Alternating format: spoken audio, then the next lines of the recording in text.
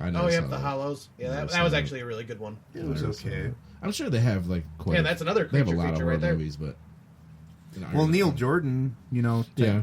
he's. I mean, I guess. Can you consider The Company of Wolves an Irish film? Probably not. I don't know if they filmed it in Ireland or not. No, that was like more British. You're British. But anyways, so score time. Score time. I'm giving it a 6, and the mask is really cool. But when the animatronic take over with his movement of his mouth, it makes it look so fucking bad. stupid.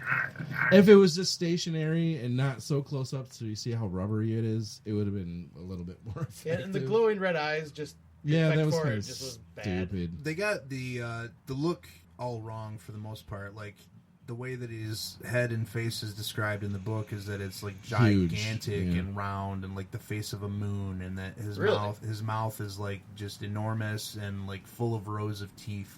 And I guess that's one of the only things that they did get right is that he did have kind of like rows of teeth. So. Yeah. Oh, okay. I gave it a 6, and if Clive Barker hated it so much, then I couldn't go any much higher. I mean, Stephen King hates The Shining. We've not that we talked about compared. Not that so we can many compare this to times. The Shining. Right. There's definitely no yeah, comparison. exactly. Like we're talking about a whole new fucking whatever. I would give it a 7 based on just its campiness and sacrilege level alone. I mean, it's like I was trying to say Echelon. Yeah, I was gonna say Avalon or something. Yeah, it's I don't know. It's a C film. It deserves a 7. I would give it a 7. I'm thinking Scott's going lower than both of us. Nope, I'm actually right there with you, Ken. I gave it a 6 because That's still a passing grade. That's a D. Yeah, I'll say it's still entertaining, but it's entertaining schlock. If you like D films, then you should watch Rawhead Rex. What's the difference between a 2 and a 1? Everything's fail all the way up to 5. Just the level of shittiness. Yeah. But yeah, this one, besides some of the stuff you guys had already said, like, I hated the ending. I thought the ending was really bad. Yeah, it's really stupid. Very voidish. I wish there would have been some gore. This is one of those movies that could definitely go with a remake. Like the only real... Yeah, that would be good. If Clive Barker... Well, if he doesn't die of cancer, if he can, like, reimagine it, that would be cool. Yeah, and then, and then the other complaint Well, they already started trying to do Books of Blood again. And that's what this is from the Books of Blood. Oh, okay. And Midnight Meat Train was a travesty, and Yeah. Books of Blood was terrible, and all of the other ones that they've tried to do so far. I kind of enjoyed Midnight Meat Train. Because that... Shut that your fucking mouth. mouth. Okay. But, Wait, why? I was trying to figure out how you're going to tell me to shut the fuck up. Defend that movie to me. I told you, claustrophobic settings like subways and shit, I like that stuff. Yeah, me too. But it's really campy. Fucking. It's Vinnie very Jones. It's very CG blood. If you read the story, you would hate the movie. Okay, well, the story is excellent. Good. But yeah, the one thing another complaint we didn't bring up though is it was very just kind of boring. Like for certain segments, there wasn't much happening during certain scenes, and I felt bored for part of it. Yeah, I mean, the pacing could have been a little better, especially for what this film was. I mean, they should have realized that this was like really bad garbage and stuck to the 15-minute formula. Tits and gore every 15 minutes, or yeah, show us some freaking gore. It needed that for sure. But yeah, and then it went up a whole point for me when he baptized the priest. I really don't want to do this, but we have to see what Reverend Coot thinks about this movie. And Reverend, you ready? Oh yeah, here he comes. What did you say? Reverend Coot, can you get on the mic, please? We did. I gave it a 6. Scott gave it a 6, and Randy gave it a 7. What the fuck do you mean? He's even more intoxicated. I drank all of your liquor and beer. Yeah, thanks, man. I drank all of it. You drank all of my fucking beer? Irish currency. Yeah, too. you said to drink. Oh, god damn it. All right, whatever. Coot. What are you going to give it? Well, I'm very upset that you boys didn't realize. Wake him up. Coot's done. All right. So no, I guess. there it is. Obviously, I'd give it a 12. A scale of 1 to 11. They're 12. Yeah, see. He's not too with drunk it. to even talk. What about your performance? Was that like... Uncharitable. What? Yeah, what'd you say? Uncharitable. It's unintelligible is what he's saying. That's how he's speaking. I think he said uncharitable. Oh, okay. Yeah. Well, I'm just good. going to kind of... he fell down. That's the sound of him falling. Yeah, he dropped his bottle. Oh, okay, yeah. I didn't hear a thud, but all right. Oh, shit.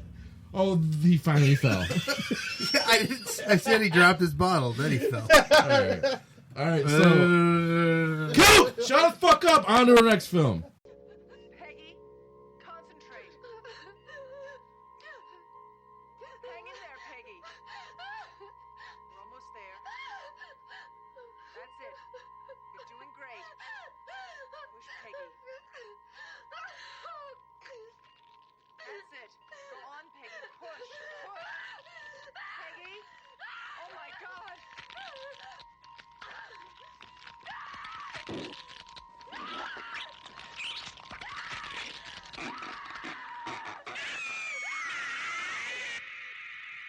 Go. So our first film is Humanoids from the Deep, also known as Monster, from 1980, directed by Barbara Peters, with a score by James Horner and effects by Roger George? Roger George. All right, I was just reading off your paper. Jesus Christ, that scared the hell out of me. So, like, the basic plot of the film is that it's like a little fishing village, and some rich dickhead is trying to open a cannery that's gonna like ruin everything for everybody, and it's kind of a typical 80s storyline, like some rich guy's trying to ruin some small town with his fucking Ronald Reagan big dollar And we can bullshit. relate to the Goonies. Right?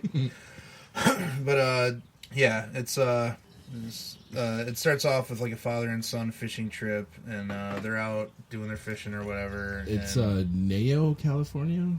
is it in California? Yeah, Nayo, I believe. Nail. Yep. Nail. No. And so they're out fishing, and they're going to pull up their net, and there's something stuck in it, and you know it's the first view of any creature bits, and it's like the claw stuck in the net, very reminiscent of Creature from the Black Lagoon. Yep. The boy falls in the water, and a bunch of blood bubbles to the top, a la Jaws. And this is basically Corman's third attempt at aping Jaws after Piranha and From the Depths. This one is probably the best one overall. The boat explodes. People see it. It scares them. They're scared. That's cool. The Doug McClure from I think he was in House Where Evil Dwells and maybe a couple of other things. Hi, I'm Doug McClure. You may remember me from such films as Humanoids from the Deep. That's a Phil Hartman joke. But he lets his dog out, and the creature kills it. That's like a kind of a big no-no in films. So right off the bat, they kill a kid and they kill a dog, and those are two those are two big no-nos in movies. Killing kids and killing animals. They find its corpse on the beach, and the effect is pretty good. The eyes are all bugged out, and it's like all dead. Then the next day on the pier, they find that all of the dogs have been killed except for quote unquote the Indians. Oh yeah. Yeah, and Native Americans. Yeah. This movie does have racial undertones. There's no black people at all. The whole town they have this festival. There's no black people. In California. Fucking NWA. I don't know. Whatever. They're black guys. The Lakers. Yeah, there's no. I'm saying that's even making it more odd. Is that it's in I California thought you was it's California. There shouldn't be black people. No. Oh, okay. Jesus Christ. So it's it's a fishing village, so they have this fucking salmon fest, instead of a normal thing like Strawberry Fest or Blueberry Fest. I've been to a salmon fest, but it's different up here. Oh yeah. Was that like a vagina joke? Yeah. Yeah. It was one though, and I had sex. And it's a festival to me. So the rich guy that's trying to open up the cannery, he blames the Indian guy for killing all of their dogs because he doesn't want the cannery to be there. So they kill his dog, and he shows up with the dog to the salmon fest, and a big brawl ensues, and fucking Doug McClure is like fighting he's like trying to help the Native American dude in the fight, and he's like, "Get him off my back, bro." It's funny. Let's see. I asked for a flawless performance with no editing. It's not gonna get, I don't get my wish. There are these kids on the beach, and a couple of them go off for a walk to do sex stuff, and like they're in the water, and the boyfriend keeps pretending to get dragged under by something, and then he legitimately does. And this is... It's like the first good gore gag in the movie. That's where he gets half his face ripped off? Yeah, when he comes up and there's the face rip. And, yeah. It's good gore, too. Yeah, and it's also the first nudity. The monster comes out of the water and grabs her and rapes her. Yeah, it's a monster rape. Yeah, this is, they just rape the women and kill the dudes. Yeah. For the most part. Why does it get her tits out, though? Like, does the creature know that tits are good? Erection purposes. Right? And I was watching this with Tim, and he's Would you want to fuck a girl that was like almost fully clothed? No.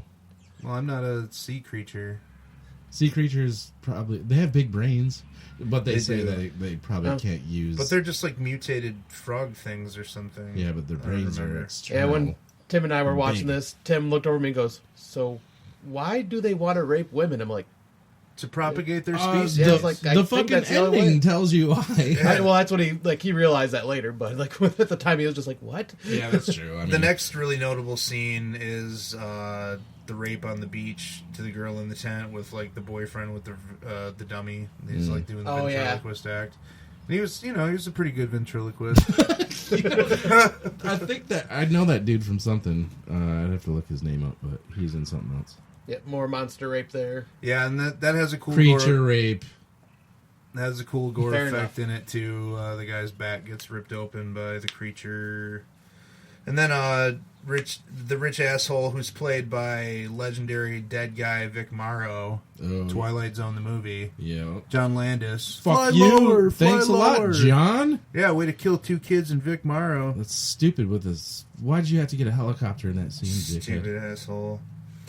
So him and his goons firebomb the Indian dude's house while him and the Doug McClure and his bro and like girlfriend are out partying or whatever, eating fucking fish or some shit. I don't know.